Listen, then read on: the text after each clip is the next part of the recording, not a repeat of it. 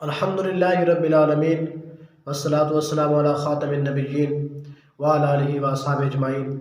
آج ہمارے کورس کا 10واں سبق ہے جس میں ہم احادیث رسول سے قادیانیوں کے باطل استدلال کا علمی جوابات دینے جا رہے ہیں۔ قادیانی ان دو حدیثوں سے بلکہ وہ تو کئی حدیثوں سے استدلال کرتے ہیں۔ آج کی جو ہماری بحث ہے وہ صرف دو حدیثوں کا جواب دینا ہے۔ قادیانی درج ذیل دو احادیث سے باطل استدلال کرتے ہوئے کہتے ہیں کہ نبوت جاری ہے، نبوت ختم نہیں ہوئی۔ آج ہم ان استدلالات کا بطلان کرنے جا رہے ہیں۔ سب سے پہلے نمبر پہ جو وہ استدلال پکڑتے ہیں وہ ہے ابن ماجہ شریف کی حدیث نمبر 1511۔ حضرت سید عباس رضی اللہ تعالیٰ عنہ سے روایت ہے، آپ فرماتے ہیں کہ جب نبی پاک صلی اللہ تعالیٰ علیہ وآلہ وسلم کے بیٹے حضرت سیدنا ابراہیم کا انتقال ہوا تو آپ نے فرمایا اس کے لیے جنت میں ایک دایا ہے جو اس کو دودھ پلاتی ہے۔ اگر ابراہیم علیہ السلام زندہ رہتے تو وہ البتہ یقیناً صدیق اور نبی ہوتے، تو ان کے ننھیال کا کوئی قبطی غلام نہ رہتا بلکہ سب کے ساتھ آزاد ہو جاتے۔ اس ابن ماجہ کی حدیث نمبر 1511 میں یہ قادیانی استدلال کرتے ہوئے کہتے ہیں کہ دیکھیں بھی نبوت جاری و ساری ہے۔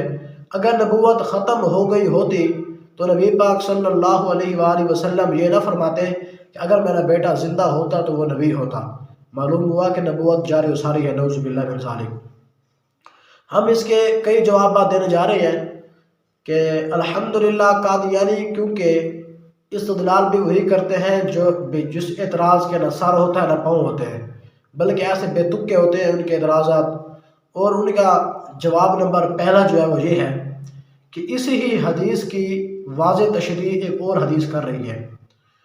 جو ہم نے حدیث بیان کی ابن ماجہ کی 1511 نمبر حدیث، اس کی جو تشریح کر رہی ہے اس سے پہلے حدیث ہے 1510 نمبر حدیث ابن ماجہ کی۔ محمد بن عبداللہ حدیث بیان کرتے ہیں، وہ کہتے ہیں کہ ہمیں حدیث بیان کی محمد بن بشر نے، وہ کہتے ہیں ہمیں حدیث بیان کی اسماعیل بن ابی خالد نے۔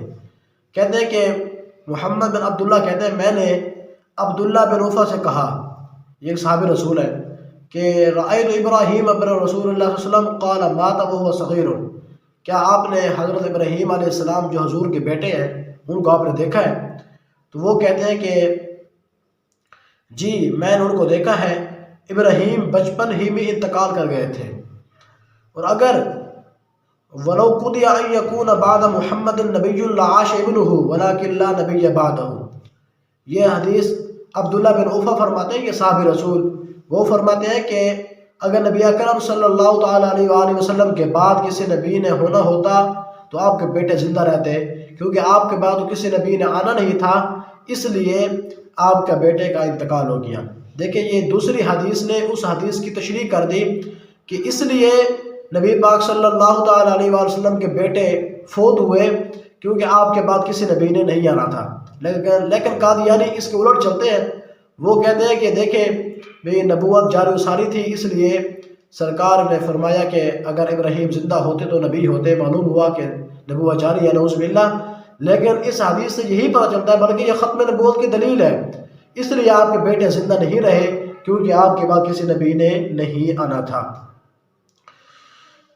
اور اس کے اوپر جواب نمبر 2 جو اس کا یہ ہے کہ اس روایت پر محدثین نے کلام کیا ہے، اور اکثر نے اس کو ضعیف کہا ہے اور اکثر نے اس کو خود موضوع کہا ہے کہ یہ من گھڑت حدیث ہے۔ آئیے ہم ان کے کچھ حوالے دیکھتے ہیں۔ یہ بہت بڑے امام ہیں، محدث ہیں، ان کا نام ہے شیخ ابن عبد البر رحمۃ اللہ تعالیٰ علیہ۔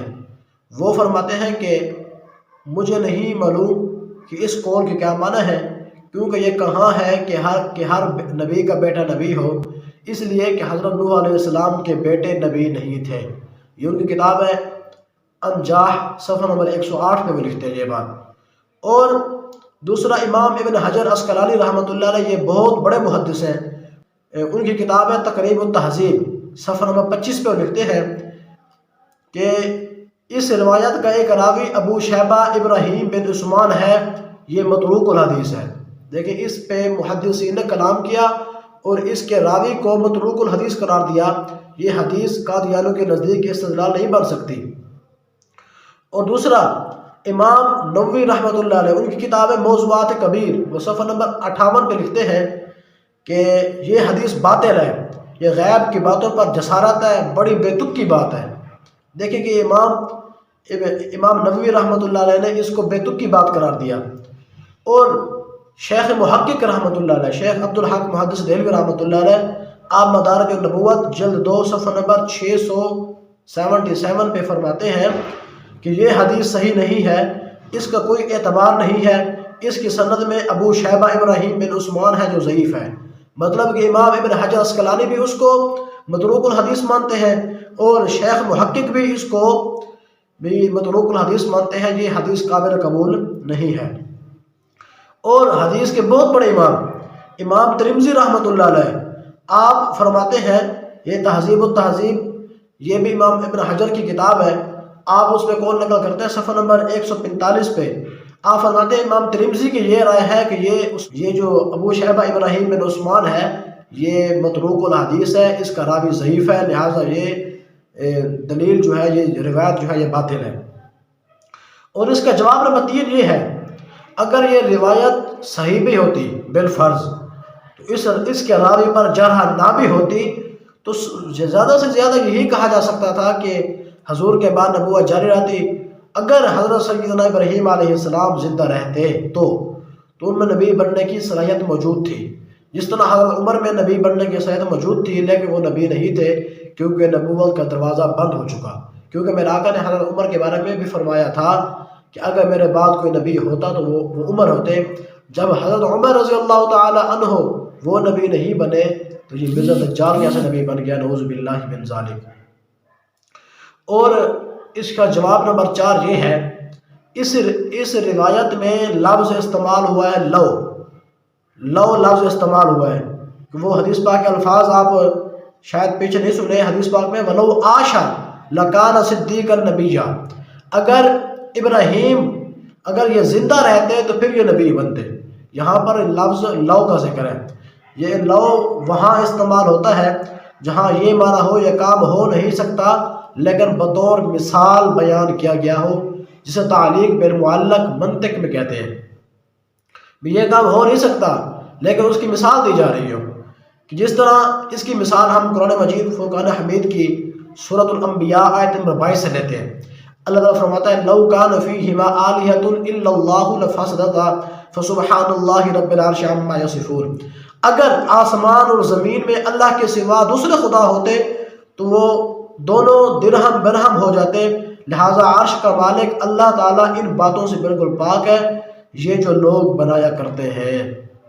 یہاں اس آیت میں بھی حرف لو کا استعمال کیا گیا ہے۔ اگر اللہ کے علاوہ کوئی اور الہ زمین میں ہوتا تو زمین و آسمان کا نظام درہم برہم ہو جاتا۔ یہاں پر لفظ لو یہ بطور مثال بیان کیا گیا ہے۔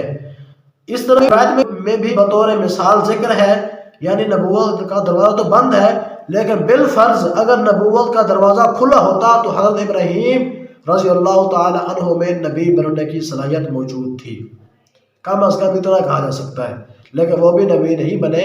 یہاں پر لفظ لو کے ساتھ ہے، لو شک کے لیے آتا ہے، اس میں